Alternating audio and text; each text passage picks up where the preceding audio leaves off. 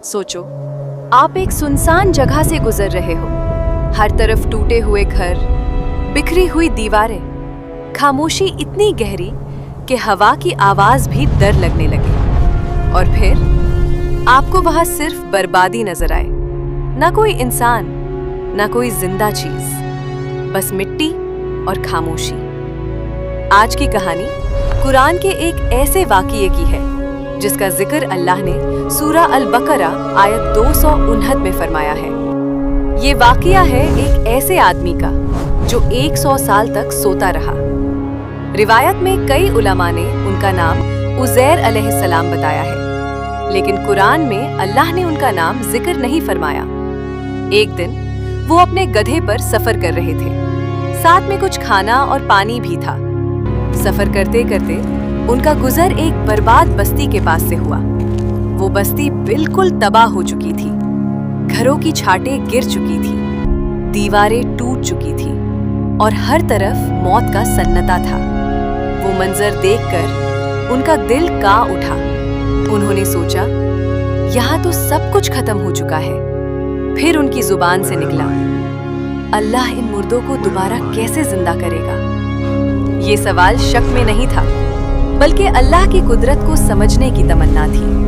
और फिर कुछ ऐसा हुआ जिसे सुनकर आज भी इंसान हैरान रह जाता है। अल्लाह ने उसी जगह उनकी रूह कब्ज कर ली। वो वहीं गिर गए और वक्त गुजारता रहा। दिन गुजरे, महीने गुजरे, साले गुजरे, पीरे 100 साल गुजर गए। दुनिया बदल गई, लोग बदल गए, नस्लें बदल गई, लेकिन वो आदमी वही पड़ा रहा। फिर 100 साल बाद अल्लाह ने उन्हें दोबारा जिंदा किया। उनकी आंखें धीरे धीरे खुली, जैसे कोई बस थोड़ी देर की नींद से उठा हो।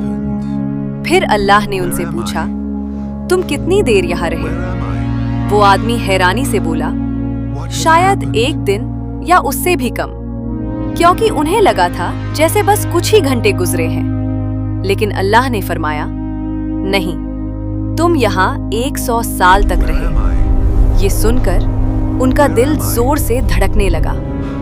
100 साल? ये कैसे मुमकिन है?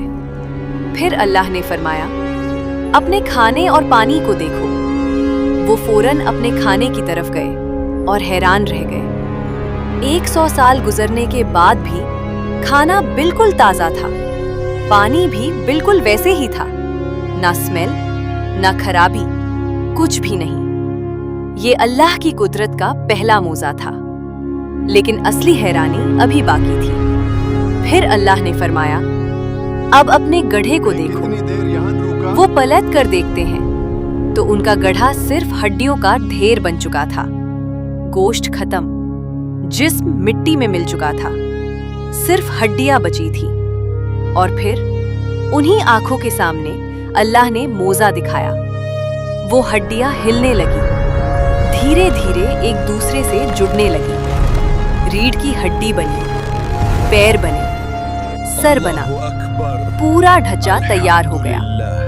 फिर उन पर गोश्त चढ़ाया गया, फिर चमड़ी आई और देखते ही देखते वो मुर्दा गधा दोबारा जिंदा होकर खड़ा हो गया। वो आदमी ये मंजर देखकर कांप उठा।